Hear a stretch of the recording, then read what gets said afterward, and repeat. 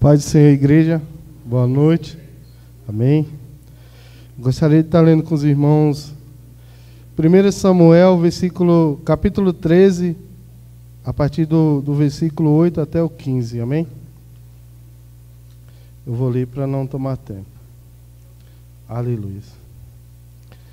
Esperou Saul 7 dias, segundo o prazo determinado por Samuel. Não vindo, porém, Samuel a Gilgal, o povo se foi espalhando dali. Então disse Saul: trazei-me aqui o holocausto e ofertas pacíficas. E ofereceu o holocausto.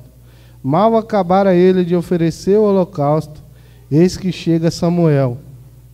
Saul lhe saiu ao encontro para o saudar. Samuel perguntou: que fizeste? Respondeu Saul: vendo que o povo se ia espalhando daqui, e que tu não vinhas nos dias aprazados, e que os filisteus já tinham ajuntado em Micmas, eu disse comigo: agora descerão os filisteus contra mim a Gilgal, e ainda não obtive a benevolência do Senhor. E forçado pelas circunstâncias, ofereci holocaustos. Então disse Samuel a Saul: procedesses neciamente em não guardar o mandamento que o Senhor teu Deus te ordenou. Pois teria agora o Senhor confirmado o teu reino sobre Israel para sempre. Já agora não subsistirá o teu reino. O Senhor buscou para si um homem que lhe agrada e já lhe ordenou que seja príncipe sobre o seu povo, porquanto não guardastes o que o Senhor te ordenou. Amém? Glória a Deus. Essa palavra aqui, ela vim estudando essa palavra há alguns dias, e o Senhor me trouxe a revelação dela ontem, né? E aqui fala sobre Saul. Saul, ele estava aflito, porque ele tinha um prazo para Samuel chegar até ele, né? Samuel era o sacerdote. Porém, Saul começou a ver que o tempo ia se passando e ele não chegava. E ele viu os soldados dele, o povo, saindo.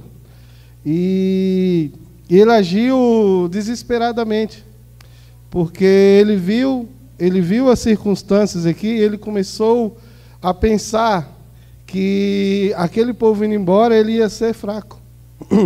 E quantas vezes a gente olha para as circunstâncias e nos desesperamos? E quando nós desesperamos, nós perdemos a esperança. Começamos a criar coisas, deixar as situações adversas tomar conta, muitas vezes até, da nossa fé. E ele fez uma coisa que ele não poderia, que era oferecer sacrifícios. Ele era rei. Ele foi chamado para reinar, para cuidar do povo. Sacrifício, quem fazia era o sacerdote. E como ele agiu, aqui a palavra fala neciamente, né, sem sabedoria, ele fez algo que desagradou a Deus. Pois muitas das vezes a gente, na nossa angústia, no nosso desespero, a esperança vai fugindo de nós. A nossa fé vai querendo diminuir. E se a gente ficar olhando para as circunstâncias, certamente iremos fazer coisas que não agradam a Deus. Porque quando você põe a sua esperança em algo e esquece aquilo que o Senhor já te entregou.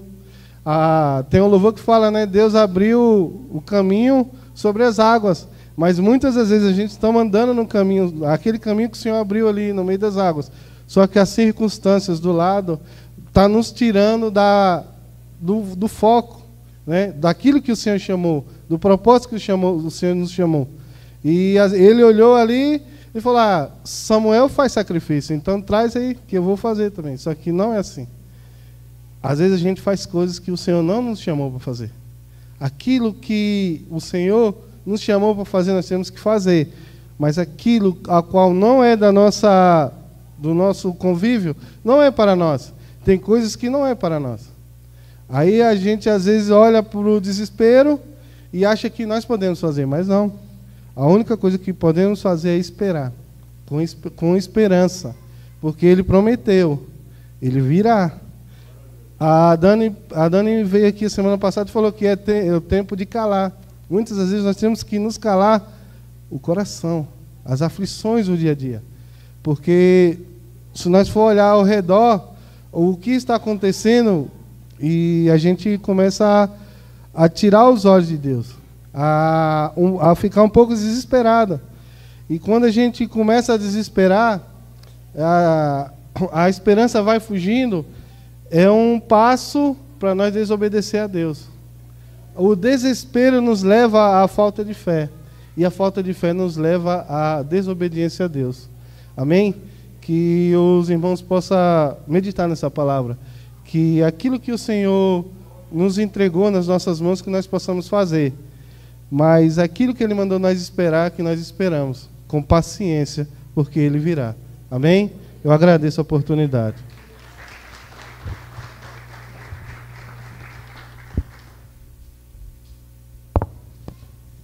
Graça e paz, igreja, amém? Eu vou pedir para vocês abrirem a Bíblia lá em Marcos, capítulo 6, a partir do versículo 47.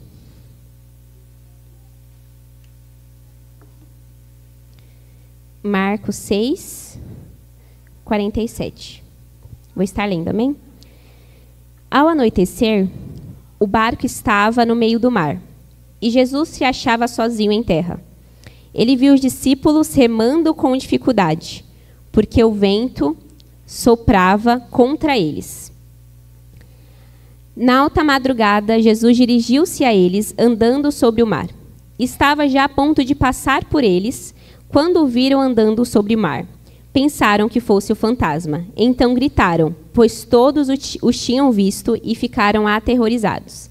Mas Jesus imediatamente lhes disse, coragem, sou eu, não tenham medo. Então subiu no barco para junto deles, e o vento se acalmou, e eles ficaram atônitos, pois não tinham entendido o milagre dos pães. O coração deles estava endurecido. E aí, repetindo o último versículo, que a gente leu, pois não tinham entendido o milagre dos pães. O coração deles estava endurecido. E aí, só trazendo um contexto, antes do Senhor andar em meio à tempestade, acontece o milagre dos pães. Jesus está com uma multidão e as pessoas ficam ali muito tempo ouvindo, o direcionamento de Jesus, e chega um momento que eles não têm alimento. E Jesus fala, procurem algo para dar de comer para eles, Ele fala assim, a gente vai comprar, vai ter que ter muito dinheiro para comprar essa comida para a quantidade de pessoas que tem aqui. Fala que teriam, em média, 5.000 homens. E aí, ele fala assim, verifica o que o povo tem, Vê o que você acha. E olha, a gente tem 5 pães e 2 peixes. E aí o Senhor fala para que as pessoas façam grupos e vai distribuindo alimento, e no final sobra 12 cestos. E aí eu estava lendo esse versículo e achei interessante que quando continua, na parte da tempestade, fala assim, então o Senhor subiu no barco para junto deles e o vento se acalmou e eles ficaram atônitos, É uma expressão de espantado, impressionado, quase que paralisado, pois eles não tinham entendido o milagre dos pães, o coração deles estava endurecido. E aí eu fiquei pensando, como você está com Jesus? Você está lá. Você sabia, e você levou até ele só 5 pães e 2 peixes. Você viu que aqueles 5 pães e 2 peixes tentou uma multidão de 5 homens. E como assim você não entendeu esse milagre dos pães? Como assim o seu coração estava endurecido diante de um milagre? E aí, pensando nisso, eu refleti, quantas vezes a gente age conforme o discípulo? Quantas vezes o Senhor já nos sustentou em momentos nas nossas vidas, ou em milagres, e aí às vezes surge um outro desafio e a gente se esquece do que o Senhor já fez. A gente se esquece de como Ele já agiu sobre nós, E aí a questão do coração estar endurecido, e aí eu fui buscar, no grego, o significado tornar insensível, cego, duro. Não é uma ignorância intelectual, é uma insensibilidade espiritual. E às vezes a gente está dessa forma, a gente está andando com Jesus, a gente está próximo de Jesus, a gente não está se rebelando contra Ele, a gente está vindo à igreja, a gente está cumprindo o que é esperado que a gente faça, mas às vezes a gente está com o coração endurecido, porque a gente não está tendo a percepção espiritual do que o Senhor tem feito nas nossas vidas. O Senhor está agindo. Tem um versículo que fala que o Senhor não para de trabalhar. Ele não para de trabalhar, né? Tanto o filho quanto o pai, eles trabalham continuamente. Eles não ficam estáticos, né? Eles não estão parados vendo você sofrer, né? Algo está sendo produzido. E às vezes o Senhor já nos livrou de algo, o Senhor já nos ensinou alguma coisa em algum momento difícil, e às vezes a gente se esquece que o mesmo Deus que nos sustentou atrás é o mesmo Deus que continua nos sustentando e é o mesmo Deus que vai continuar nos sustentando no futuro. Amém? E aí isso me trouxe uma outra reflexão, mais sobre uma teoria da psicologia. Eu vou falar de forma muito rasa aqui, porque, né, eu não estudei tão a fundo, mas é basicamente uma mentalidade fixa e uma mentalidade de crescimento. As pessoas, é claro que talvez tenham uma outra vertente, né, mas uma das formas da gente se mover e a gente atuar, a forma de comportamento, o hábito que a gente tenha, é ou tendo uma mentalidade fixa ou uma de crescimento. A fixa, ela pode se caracterizar por já sei como Deus age, Deus não vai mudar isso, sempre foi assim, eu não vou conseguir. Um exemplo. E a mentalidade de crescimento poderia ser: Deus pode fazer de um jeito novo, o que Ele quer me ensinar com isso, vendo realmente além da ótica natural, porque parece que tudo é natural, e às vezes a gente se esquece que há sim uma atmosfera espiritual todos os dias nos cercando, né? Todos os dias a gente pode contemplar isso. E às vezes eu fico pensando, diante de uma situação talvez desafiadora, de não pensar, né, ó céus, ó terra, né, o Senhor não está fazendo, o Senhor não está agindo, o Senhor age na vida do outro e não age na minha. Da gente pensar, pera, o espiritual continua se movendo. O que o Senhor quer me ensinar? Né, da gente realmente ter uma mentalidade de crescimento, sabendo que o Senhor quer nos direcionar para isso. De novo, o Senhor não é estático. Ele não nos chamou para continuarmos do jeito que a gente está. Ele nos chamou para o movimento de crescimento, para que a gente evolua. E para que a gente entenda o que diz lá em 1 Coríntios 2,14. Apenas quem é espiritual consegue avaliar corretamente o que diz o Espírito. Porque a gente só pode entender o que o Espírito diz se a gente estiver com o coração inclinado para as coisas do Espírito. Se a gente realmente ter essa visão e esse entendimento das coisas espirituais. Porque às vezes nosso coração está tão endurecido que a gente só vê o natural. E a gente deixa, às vezes, de se mover por isso. Porque às vezes a gente é paralisado pelo medo, pelo receio, né, pela insegurança do que vai acontecer. Mas o Senhor nos diz o tempo inteiro para avançar. Ei, coragem, né? Ele fala para os discípulos, coragem, sou eu, não tenham medo. E que a gente realmente tenha essa percepção no nosso coração, a gente não está sozinho, o Senhor está conosco. E dependente de onde a gente passa, ou que a gente esteja passando, a gente precisa crer e ter a certeza que o Senhor está nos direcionando. Algo bom vem dele, né? Os frutos, né, são gerados, inclusive, em meio à dor. Então, que a gente realmente tenha essa certeza no nosso coração, amém? E lá em Isaías tem uma declaração assim: vejam, estou fazendo algo novo. Vocês não percebem que todo dia a gente veja um mover novo do Senhor? O Senhor está fazendo algo novo todos os dias. O novo vai ser com base na minha perspectiva ou na minha expectativa? Não necessariamente. Mas Ele pode estar gerando algo novo no seu coração. Ele pode estar transformando você. Ele pode estar te dando uma mentalidade de crescimento para que você evolua e você cresça. Amém? Jesus está no barco, não se distraia ao ponto de não reconhecê-lo. Amém? Agradeço a oportunidade.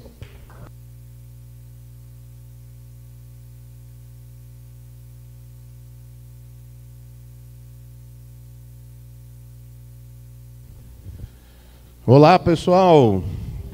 Graça e paz. Vocês estão bem? Glória a Deus, aleluias, né? Hoje é dia de culto da vitória.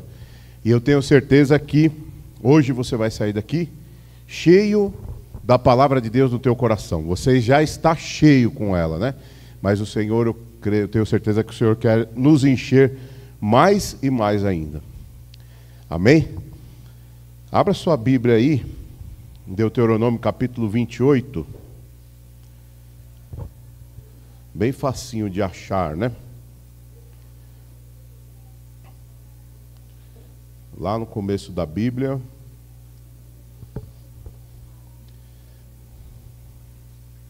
Deuteronômio, capítulo 28, versículo 1.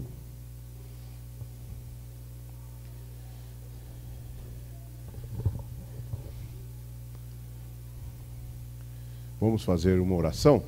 Feche os teus olhos, fala com o Senhor. Senhor meu Deus, Pai querido, que o Senhor possa, Deus, fazer a Tua vontade, Senhor, neste culto, como o Senhor tem feito até agora. Usa, Senhor, o Teu servo segundo a tua vontade, conforme o Senhor quiser. Nos instrui pela tua palavra, nos ensina, nos exorta e também nos edifica, nos exorta, Pai querido, nos santifica, Pai, pela tua palavra, que eu sei, Senhor, que o Senhor está aqui hoje para isso. Enche, Senhor, o teu filho, os teus filhos com o teu poder e com a tua sabedoria, em nome de Jesus. Amém? Glória a Deus.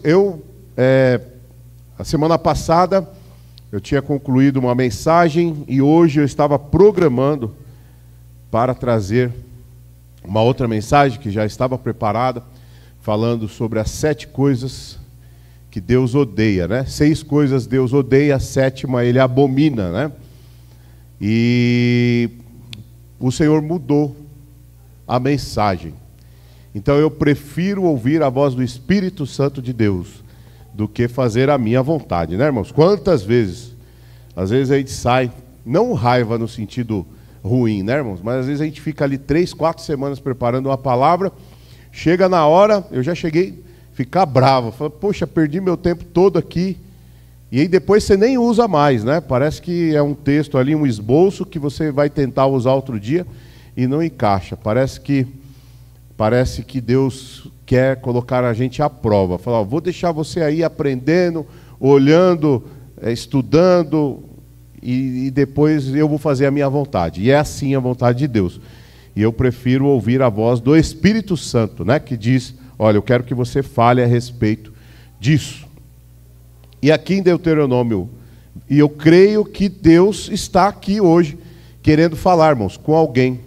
Eu sei que quem não está aqui, ou quem vai assistir essa mensagem, ou vai assistir, ou está assistindo, eu tenho certeza que falará, né, irmãos? Que o Senhor sabe de cada coração.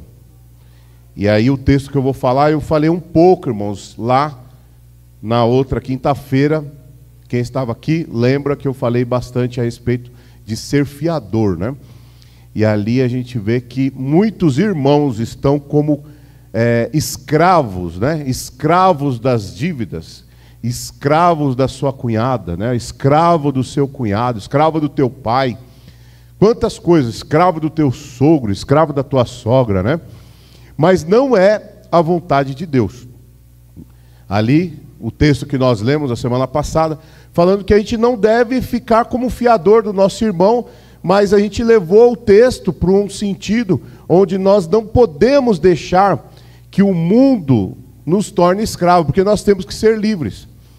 Então você precisa, glorifica o nome do Senhor nessa noite, você tem que ter liberdade financeira, sim. Você tem que ter liberdade espiritual para você bater a mão no peito e falar assim, hoje eu sou liberto. Eu bato, irmãos, a mão no peito, em nome de Jesus, não no meu nome, para dizer, eu sou, irmãos, liberto de muitas coisas que eu deixei lá no mundo, lá fora.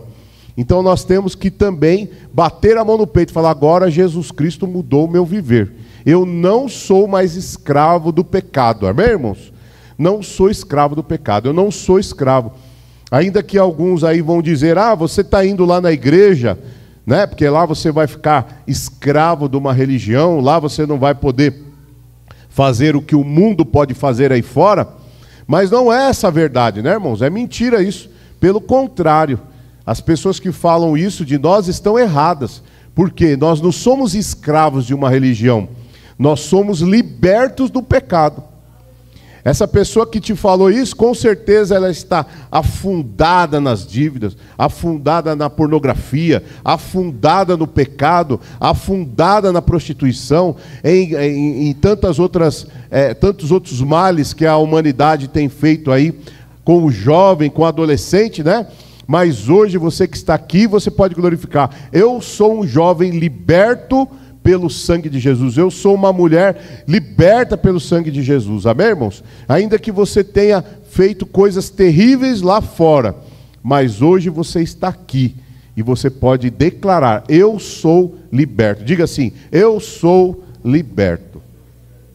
E aí, eu estava orando ao Senhor e o Espírito Santo me conduziu a esse esboço, mudei todo o meu esboço, e a essa mensagem que eu quero dizer aqui.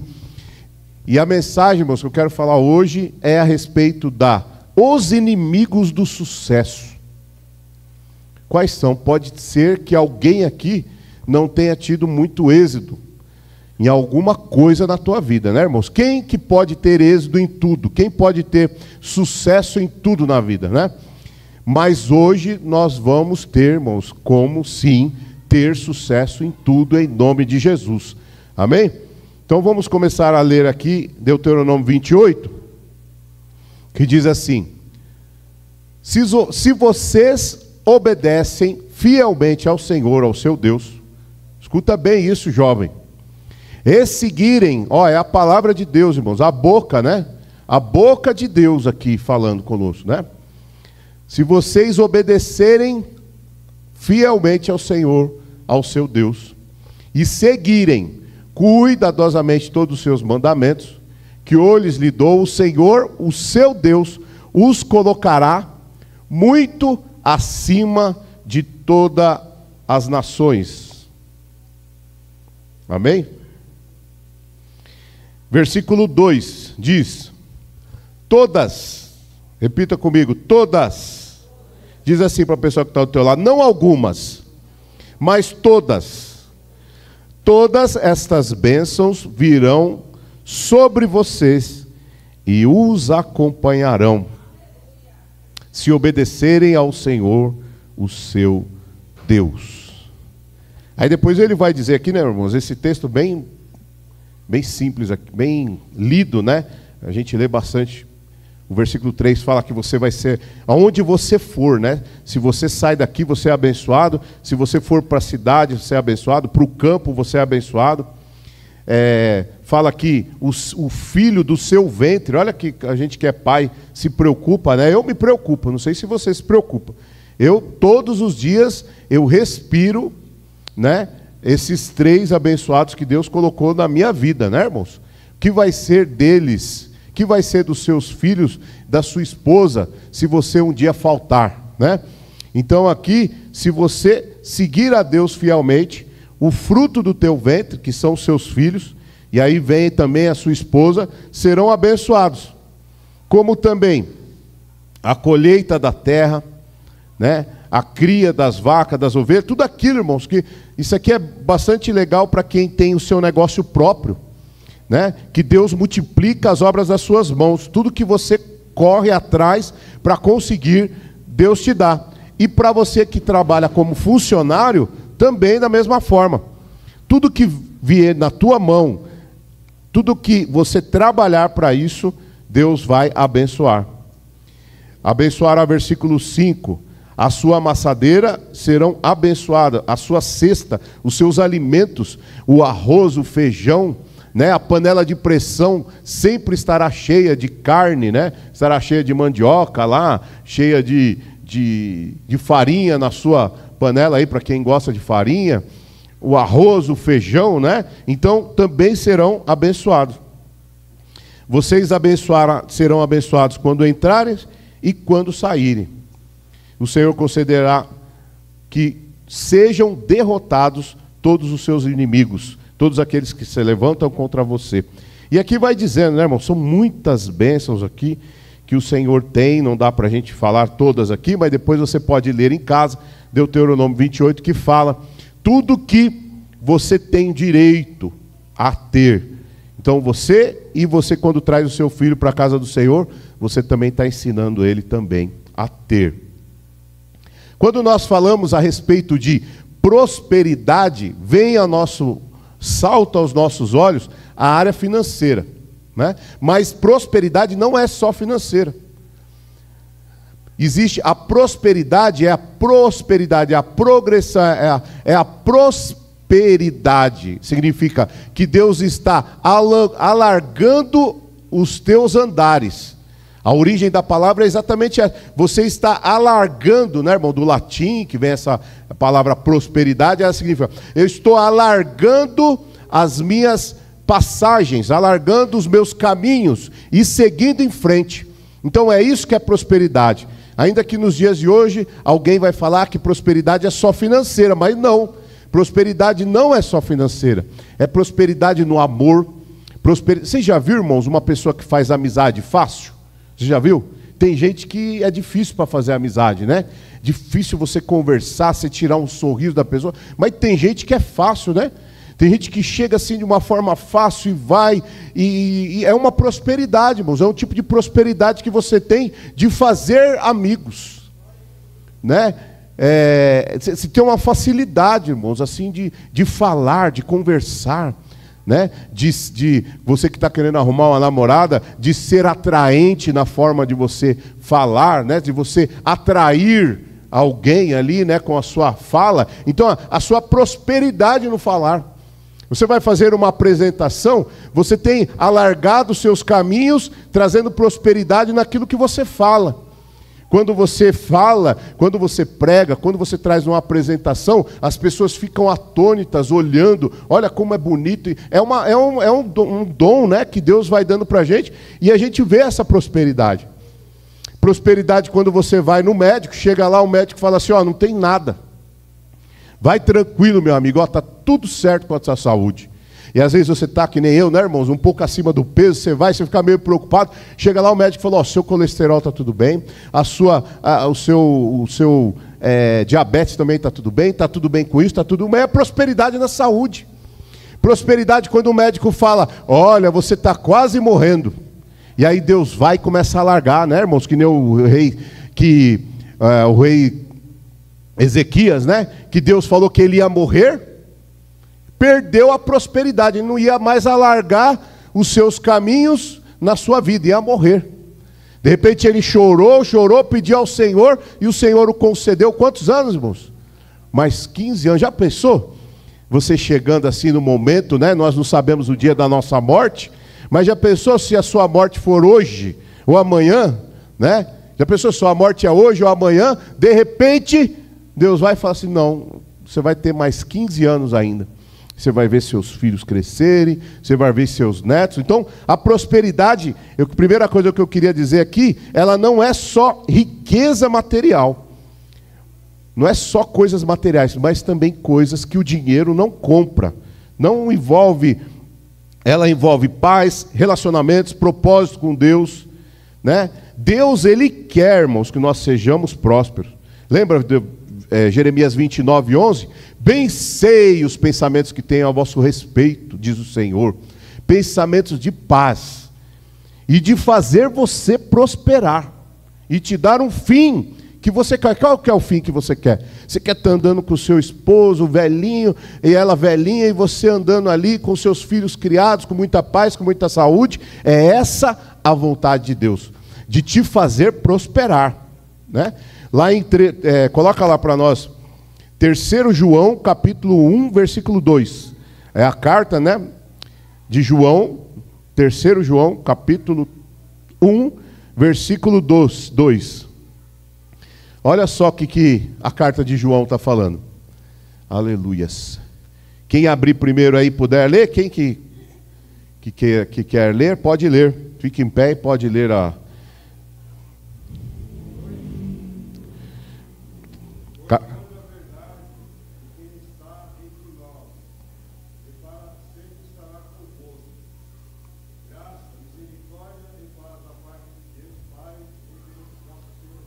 É a terceira carta de João?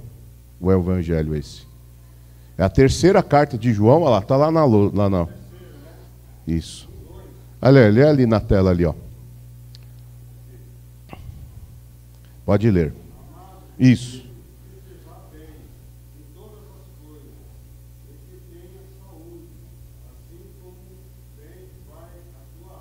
Assim como bem vai a tua alma.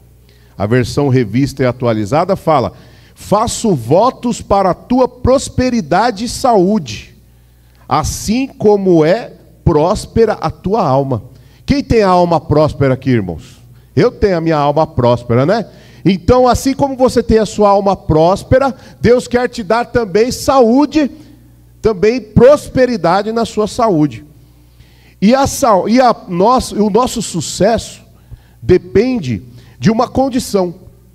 Como nós vimos, Deuteronômio 28, depois você vai ler todo ele lá, vai dizer: aquele que ouvir atentamente a minha voz. E tem muitos outros versículos dizendo que o caminho de Deus é um caminho mais estreito. É um caminho assim onde eu preciso abandonar algumas coisas para servir a Deus. Mas é importante, irmãos. Imagina só hoje, vamos supor que eu tenha que fazer um caminho hoje para ir lá na... Vamos supor que eu vou lá para a casa da Ita hoje, e ali no caminho eu tenho um caminho mais rápido que eu preciso passar por lama, por barro, e tem um caminho mais longo que eu vou passar por um lugar que eu não tenho barro, não tenho nada, pelo asfalto, né? E é lógico que muitos ansiosos vão querer passar pelo caminho mais, né, mais fácil para passar, não é isso? Mesmo que demore um pouco, você vai dar a volta lá por outro lado, que é muito fácil. Esse é o preguiçoso. Mas nós não, nós temos que ir pelo caminho mais difícil. E o próprio Jesus falou que o caminho que conduz à salvação é um caminho que não é tanto cheio de oportunidades, é um caminho estreito. Então nós precisamos, para que nós comecemos a alcançar o sucesso na nossa vida, entender que nada vem fácil. E eu anotei aqui, irmãos, alguns inimigos do sucesso, né? Alguns inimigos do sucesso que vêm sobre nossa vida e nós temos que tomar cuidado com ele. O primeiro eu já falei, que é a obediência. Inimigo do sucesso é desobedecer. Immanuel Kant dizia: tudo que eu não posso dizer como foi feito, eu não vou fazer. Tudo que eu não posso dizer como não foi feito, eu não vou fazer. Uma vez eu estava na roça conversando com um pastorzinho lá, tomando um café de uma igreja que ficava no interior lá de Minas Gerais. E aí o filho deles chegou, a gente tomando café lá debaixo do pé de manga. E aí o filho dele chegou: pai, eu quero fazer tal, eu quero ir lá na cidade e eu vou voltar à noite. Aí o pai dele, o pastor, pegou e falou: não, filho, pode ir. Aí na hora que ele estava saindo, ele falou assim: não, peraí, filho, volta aqui. Olha, tudo que a sua mãe não faria, não faça também. Olha que interessante. Tudo que a sua mãe não faria, você não faça. Então a gente tem que... O que o seu pai não faria, também não faça. Se o seu pai disse: ó, vai por esse caminho, vai para aquele, seu pai, é um homem de Deus, então faça, né, o que o teu pai está mandando dizer. Se o teu pai é um servo de Deus, a sua mãe é uma mulher de Deus, que segue os preceitos de Deus, por isso que é importante nós termos um parâmetro na nossa vida. Nós podemos tranquilamente dizer: eu fiquei muito feliz com aquele pastor, porque ele confia na sua esposa. Será que você hoje é capaz de confiar na sua esposa? Diga assim: glória a Deus, eu confio na minha. E você, mulher, será que você confia no teu marido? O que o seu pai não faria, você não faça, né? Sendo um homem de Deus. Então a obediência é o primeiro inimigo do sucesso. Ignorar os mandamentos de Deus, irmãos, fecha as portas. Isaías capítulo 59 fala que os meus olhos não estão fechados para não poder ver, e os meus braços não estão encolhidos para poder salvar, mas as vossas iniquidades, ou seja, os nossos pecados, as nossas má decisões, as nossas má escolhas que fazemos na vida, faz uma divisão entre Deus e nós. Isaías 59. Então, não obedecer fecha as portas para a gente. E lá em Isaías, o próprio profeta, no capítulo 1, versículo 19, ele fala que ainda que os seus pecados sejam muitos, eles se tornarão como a lã branca. Então mesmo você fazendo tudo errado, mesmo você como homem, como mulher da tua vida, você fez tudo errado no passado, ainda que você tenha feito o que for, se você hoje pedir perdão para o Senhor tornará os seus pecados limpos, as tuas vestes limpas, e o seu pecado apagado. Aquele que confessa e deixa, alcança a misericórdia de Deus. Então ele diz lá em Isaías assim: olha, se você deixar eu limpar suas vestes, se você me permitir eu perdoar os seus pecados, você vai comer, versículo 19, versículo 20, comereis o melhor dessa terra. Só que ele põe uma condição: se quiserdes, versículo 19, se quiserdes e me ouvirdes, comereis o melhor dessa terra. Então existe uma condição para isso. A prosperidade começa quando como seguimos os princípios da palavra. Amém? Obediência, inimigo do sucesso. A desobediência, inimigo do sucesso. Segundo inimigo, a preguiça. E quando eu estava fazendo esse esboço, Deus mandou eu voltar a falar, porque talvez essa palavra está precisando de alguém aqui, irmãos. Eu já falei uma vez, uma pessoa falou: nossa, por que o pastor repete tanto? Irmão, eu repito porque, primeiro, o judeu, ele repete muitas coisas, né? Para gravar, né? Por isso que eles cantam salmos, porque através dos cânticos, de tanto você repetir, você não precisa nem escrever, fica gravado na sua cabeça, né? Então, repetir é importante. E o segundo motivo de repetir é bom para você gravar. E segundo, repetir é importante. Eu tinha uma professora no curso teológico que ela repetia muito, e ela me ensinou: quando o professor repete muito é porque vai cair na prova. Então alguém aqui deve estar passando por prova, e Deus pediu para que eu repetisse a respeito desse tema. Inimigo do sucesso é a preguiça. Irmãos, já foi comprovado que muitos jovens hoje, eles ficam a maior parte do tempo lá no Netflix, na Amazon Prime, lá vendo várias, como é que chama aquilo? Várias séries. E comprovadamente, você pode ver as horas que você passa ali. Diz que uma sériezinha de 9 temporadas, dá para você ler a Bíblia com o tempo quase 2 vezes. E em vez de você ler a Bíblia, em vez de você que é jovem estar estudando, em vez de você estar fazendo o Enem, em vez de você estar estudando para o Enem, eu tenho pessoas, irmãos, aqui na igreja, a pessoa estava sem terminar o ensino médio, entrou lá no Facebook, não sei como a pessoa foi lá, achou lá uns cursos e tal, fez o Enseja, terminou o 3º ano, irmão. Não é para glorificar a Deus? Por quê? A pessoa reclama porque tem preguiça. Inimigo do sucesso, a preguiça. Às vezes na nossa vida a gente vai fazer muitas coisas que a gente não gosta, não é bem verdade? Mas se você estudar, ou se você esforçar, não precisa estudar também, só através do seu esforço. Se você tem um pouco mais de idade, as portas vão se fechando, né, irmãos? 30 anos, as portas são mais fechadas do que como quem tem menos de 30 anos. Então você não precisa voltar a estudar, mas você pode se esforçar para fazer aquilo que você ama.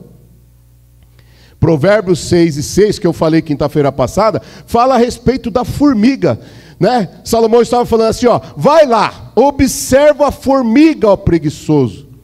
Olha que interessante, ela não tem chefe.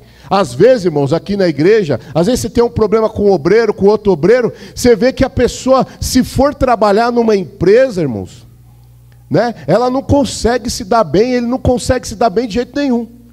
Por quê? Porque não se submete a ordens, não se submete à organização, não se submete a estudar, a responder ordens, né, irmãos? Mas que porventura nessa noite nós possamos ser homens e mulheres que respeitamos o nosso chefe, respeitamos as nossas ordens e sejamos como? Obedientes ao Senhor.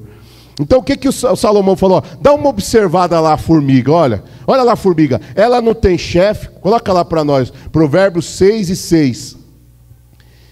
Salomão estava dizendo assim, ó: observa lá a formiga, dá uma olhada lá na formiga, ó preguiçoso. A formiga, ela não tem chefe, olha só, ela não tem chefe, ela trabalha por conta, irmãos. Está falando lá, ó, ela trabalha, ela não tem chefe, ela nem tem supervisor, ela não tem governante, e ainda assim armazena suas provisões no verão. O que é provisão? É prever. Às vezes a pessoa nunca consegue investir na sua previdência privada, ela acha que nunca vai ficar velho. Espero que aqui não tenha pessoas assim, porque eu canso de falar isso. Às vezes a pessoa está trabalhando ali num negócio e não pensa que ele vai ficar velho, que ela vai ficar velho, por exemplo, um dia. Não pensa em guardar. E aí Deus está falando assim, os inimigos do sucesso, você precisa ter previsão, provisão para que você venha guardar. E eu falei até na semana passada que a formiga, ela tem previdência. O que é previdência? Previdência é prever algo futuro. Então pague o seu INSS, cuida lá da sua aposentadoria, guarda recurso financeiro. Aí o que ele diz assim, ó, dá uma olhada, ela prevê, armazena sua comida no verão, porque ela prevê que o verão está tendo e que depois vai vir o inverno, que na época da colheita ela junta o seu alimento. A preguiça, ela destrói oportunidades, bloqueia o avanço. Deus abençoa quem trabalha. Deus abençoa quem levanta cedo. Deus abençoa quem dorme pouco, não menos do que 7 horas, não é isso? Porque a saúde também está em primeiro lugar, né, irmãos? Existem 2 extremos, né? Aquele que dorme muito e aquele que dorme pouco. Então é pecado aquele que dorme pouco também. 7 horas no mínimo, né? 7 horas você tem que dormir, no mínimo você tem que tirar 7 horas de sono. Nunca tirar 9 horas, irmão. Nunca tirar 10 horas, 12 horas. É preguiça, irmãos. E é pecado, né? E Deus abençoa, como diz o ditado, quem cedo madruga, né? Deus ajuda quem cedo madruga, não é isso? É uma linguagem de quem isso que fala, né? Quem que fala isso aí? Então, o inimigo do sucesso é a preguiça. Preguiça para ler um livro, irmãos. Nós não somos nada. Se você está no mundo acadêmico, está fazendo seu bacharel, ou está estudando, ou você quer ser um pastor, ou se você quer trabalhar na obra de Deus, irmão, estude, irmãos. Hoje tem várias... Irmãos, na internet tem tanta coisa boa para nós aprendermos. Eu estou fazendo música, estou fazendo hebraico, estou fazendo aula de música, né? Já estou tocando flauta um pouquinho e vou fazendo. O que tem a ver com a minha profissão? Nada. Mas eu quero aprender, eu não quero ter um Alzheimer, não quero ter um problema na mente, não quero morrer com uma pessoa inútil, né, irmão? Eu quero ser útil. Eu não sei se amanhã eu vou dar aula de hebraico, eu não sei se amanhã eu vou dar aula de qualquer coisa, mas nós temos que ser úteis. E a preguiça, ela nos impede disso. O que mais? Outro inimigo do sucesso. Inimigo do sucesso. Má administração. Irmãos, Deus fazia assim, ó, borbulhava no meu estômago pela madrugada, eu tive que acordar para falar. Má administração. As pessoas má administram o seu tempo, não administram o seu recurso financeiro, não administram sua relação sexual, não tem administração em nada. Irmão, em nome de Jesus, se eu estou falando aqui é porque alguém precisa ouvir. O inimigo do sucesso, o inimigo da prosperidade é a má administração dos recursos que vêm sobre as tuas mãos, irmãos. A hora, por exemplo, né? Às vezes eu dava algumas palestras aí para alguns empresários e tal, e eu vejo que todo empresário, ele fala, oh, eu estou enrolado, mas é meu serviço, mas eu não consigo ter tempo para isso, eu não consigo entregar aquilo, eu não consigo fazer aquilo. Irmão, tudo mentira. Não quero julgar todos e não quero generalizar, mas a maior parte dos empresários administram mal os seus recursos. Ou o cara gasta muito tempo numa ligação, ou o cara vai num barzinho tomar um café e demora mais do que deveria, ou ele dorme mais do que deveria, ou o inimigo do sucesso, gastar tempo nessa porcaria aqui, ó. Que isso aqui é a porcaria do século, é o celular. E você pode instalar no seu celular alguns recursos, tem no iPhone e no Android, para ver quanto tempo você está gastando na rede social. Irmão, eu fiz esse teste uma vez, alguns anos aí atrás, eu fiquei abismado com o tempo que a gente perde no celular, irmãos. E nós não percebemos. Conversa mais com o teu pai, conversa mais com o teu filho. Ah, não estou aqui, estou ocioso. Pega o telefone hoje, todo mundo tem um celular que faz ligação à vontade, né? Pega o telefone e liga para sua tia lá no Maranhão. Pega lá, liga para o seu pai lá na Bahia. Pega a sua mãe lá de Minas Gerais. Gasta um tempo, tem o WhatsApp. Tantas coisas que você pode fazer, irmãos. E nós ficamos gastando tempo com isso. E todas as vezes que sobe na minha sala de reunião alguém para pedir ajuda, pastor, tem algum e Deus está mandando dizer aqui que o seu chefe está te perseguindo, que alguém está ali querendo atrapalhar você, que um amigo ou alguém que você falou que está te atrapalhando, ou que está pisando, está puxando você, irmãos, às vezes o chefe está te apurrinhando, às vezes o chefe está pegando no seu pé, é porque você está fazendo tudo errado. E às vezes a pessoa, em 3 horas de conversa, eu vejo que a pessoa não sai do celular, a pessoa não consegue administrar o seu tempo. No trabalho, ainda o cara é crente ou a menina é crente, quer evangelizar no trabalho. Não existe isso, é má administração de tempo. Lá em Provérbios capítulo 21, versículo 5, diz assim, olha só, irmãos, os planos do diligente levam à fartura, mas o apressado sempre acaba na miséria. Quem que é o apressado? O que administra mal os seus recursos. E não é uma palestra motivacional que eu estou falando para crente mesmo. Quando eu tirei a minha carta de moto, eu tinha 20 anos. Tirei de carro aos 18, com 20 eu tirei a carta de moto. O meu instrutor de moto, ele falou, você quer andar de moto e nunca cair na sua vida?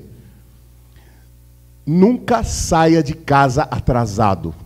E eu falo, escuta aqui, crente, que eu estou falando que Deus está dando livramento, e já deu, porque aqui tem anjos fazendo hora extra, cuidando de alguém que está trabalhando no volante, ou trabalhando em algum lugar do carro, ou em outro lugar, porque dorme pouco e administra mal o seu tempo. Escuta que eu vou te dizer, o meu instrutor falou, sai antes do horário, administre o seu tempo, nunca sai atrasado. Você que dirige carro, não sai atrasado de casa, irmão, em nome de Jesus. Você que dirige ônibus, caminhão, não sai atrasado, porque vai parar debaixo de uma roda do ônibus. Que seja repreendido em nome de Jesus. O apressado. Eu fui para a casa da minha mãe esses dias no feriado, e aí minha irmã queria ir de moto, aí fui eu, meu cunhado e minha irmã de moto para Lambari. No caminho estava lá um apressadinho. O trânsito da Fernão Dias estava muito grande e eu ali, né, irmãos? E só corredor, com os carros tudo parados do lado. E um cara com uma Harley era grandona. E ele pegava ali o acostamento, dava até inveja. Ele pegava o acostamento e ia embora. Porque a Harley não passa nos corredores. E eu, né, irmãos, ia devagarzinho ali e tal, bem no telinha ali, olhava tal, ia dentro dos corredores, dentro da lei. E ele fora da lei.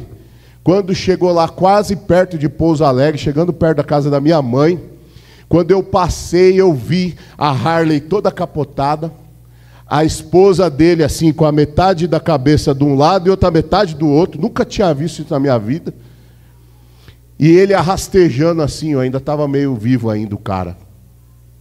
A minha irmã passou atrás, né? E quando ela passou, já estava coberto, que nós fomos separados, eu fui na frente, ela foi atrás. Por quê? O que está dizendo a palavra aqui? Os planos do diligente levam à fartura, ou seja, os planos daquele que age corretamente com a administração do teu tempo, levam à fartura. Mas o apressado sempre acaba na miséria.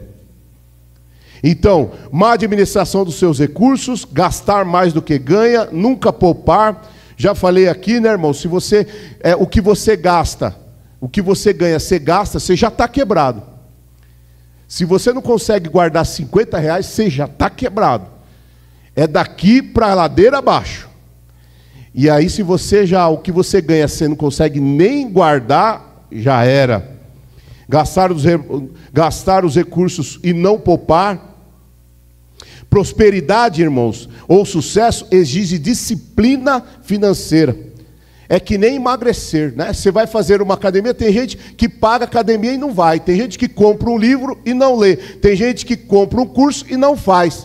No caso da academia, a vontade de emagrecer tem que ser maior do que a de comer, não é isso? Repete, a vontade de emagrecer tem que ser maior do que a de comer, não é? Aí você emagrece. Se você tem mais vontade de comer do que emagrecer, você vai ficar grandão. A mesma coisa é o sucesso na nossa vida. É difícil tudo isso aqui que eu estou falando? Não. Ter uma boa administração na tua vida, guardar os recursos para você plantar amanhã, não é, irmãos. Não é. A vontade de prosperar tem que ser maior do que de viver na miséria. Quem pode glorificar o nome do Senhor? A prosperidade exige disciplina. Outro inimigo do sucesso: falta de generosidade. Você já viu o mão de vaca? O mão de vaca não é bonito, não. Eu sou economista, mas eu não sou trouxa, não. Tem gente que é economista, que gosta de guardar dinheiro, mas é tolo. Você tem que ser generoso com as outras pessoas.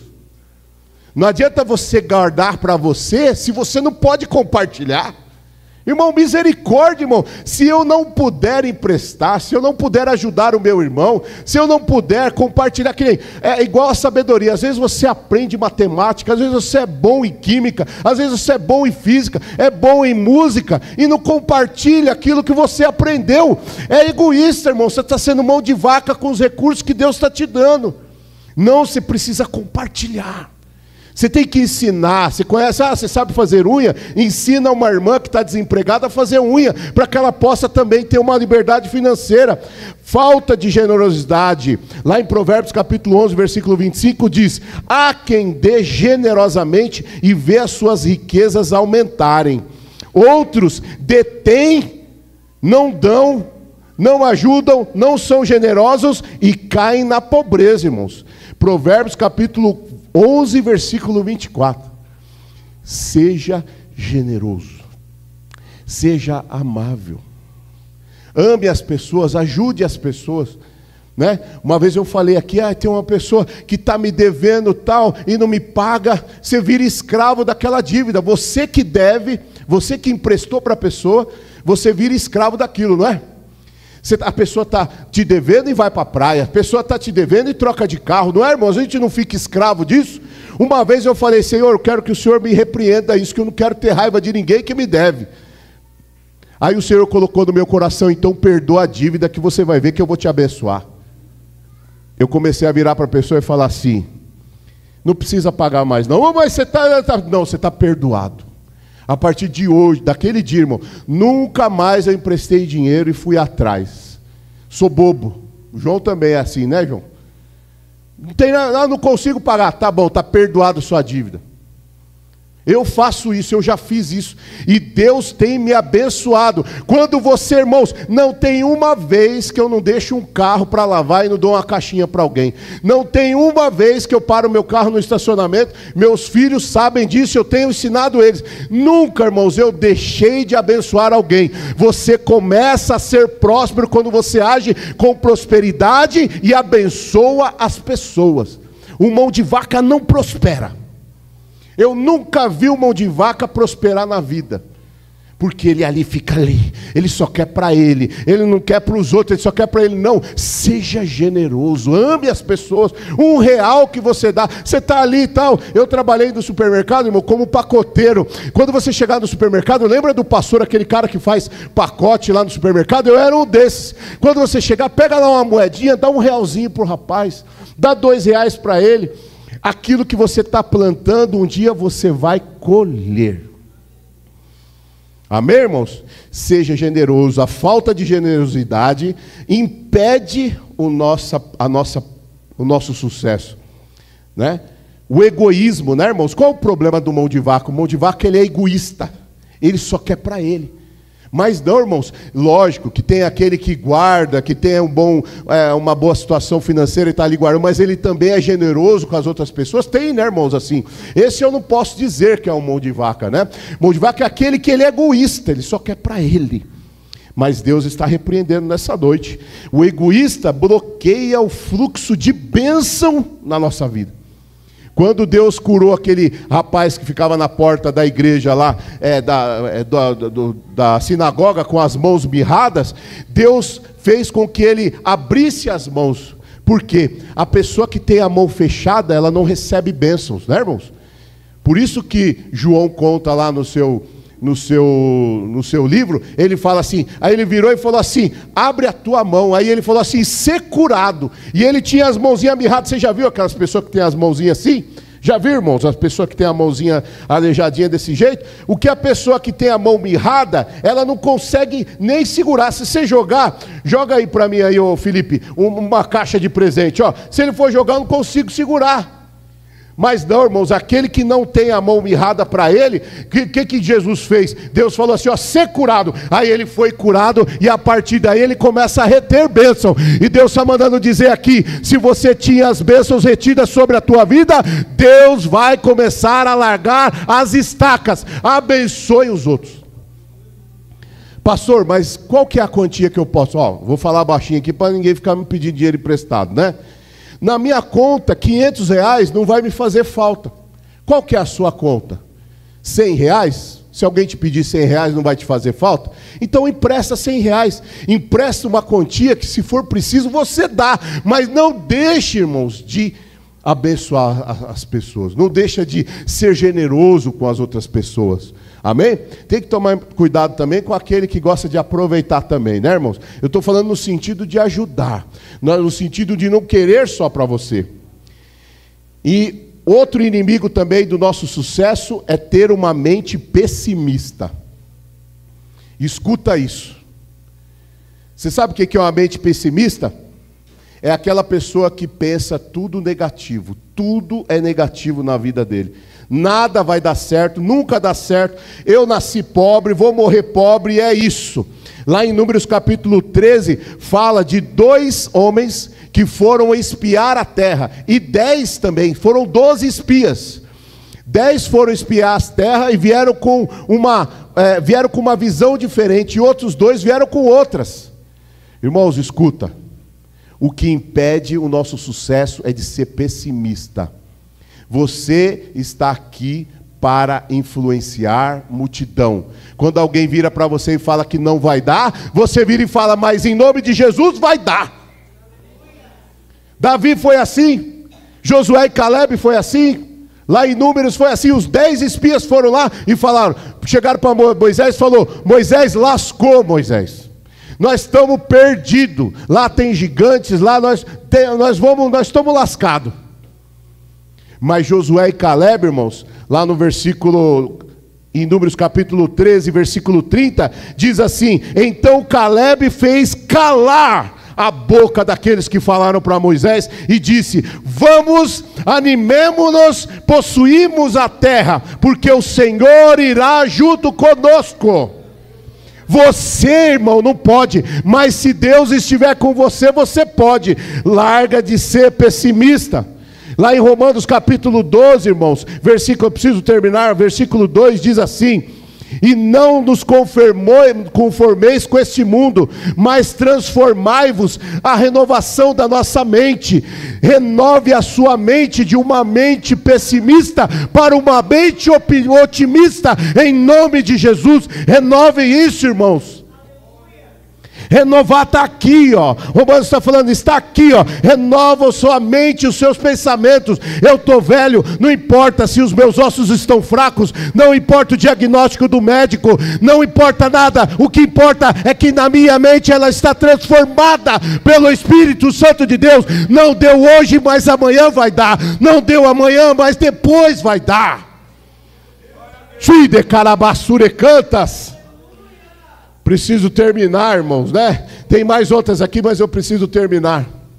Deus está mandando você transformar a tua mente em nome de Jesus. Precisamos prosperar na terra, prosperar em tudo, nas palavras.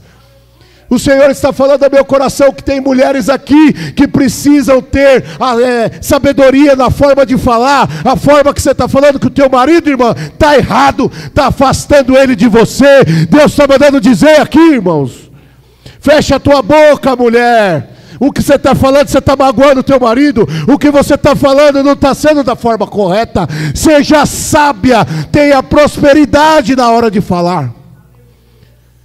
Tem pais aqui que não sabem falar com seus filhos. Cuidado também ao falar com seus filhos. Eles não são lixos, eles são homens e mulheres que no futuro vão cuidar de você. Deus está falando aqui ao meu coração que muitas pessoas aqui, palavras amaldiçoadas foram sobre a tua vida, e hoje você tem a transformação da tua mente em Cristo Jesus. Aquilo que aconteceu com você não vai acontecer com os teus filhos. Aquilo que aconteceu no passado não vai acontecer no futuro. Deus está transformando a tua mente em nome de Jesus. Vai haver cura aqui dessa noite. Deus está curando traumas aqui. Deus está curando tristezas. Deus está tirando maldições aqui desse lugar. Oh, estou vendo um túmulo aqui. Deus está falando que tem gente que já enterrou você já enterrou seus sonhos. Mas hoje Deus está mandando dizer: chegou. Todos os inimigos do seu sucesso estão debaixo dos teus pés. Deus hoje te levantou como homem de Deus, como mulher de Deus, para conquistar o sucesso. Você vai viver, levante as suas mãos assim, os próximos 10 anos, os melhores da tua vida. Aplauda o Senhor. Aleluia, aleluia, aleluias. Não consigo ir mais. Mas o Senhor sabe, até aqui o Senhor me deu, e é aqui que eu vou ter que deixar. Que você possa, em nome de Jesus. Arabassure canta. Você vê que eu nem falei de dízimo e de oferta, né, irmãos? O próximo acho que fale ali, né? Mas eu nem falei disso. Irmão, tem gente que não consegue, irmão, prosperar porque ele não consegue. Ele acha que vai faltar. Mas age dessa forma, inibindo os inimigos do sucesso da tua vida, que a tua vida vai prosperar. Em nome de Jesus, que Deus te abençoe.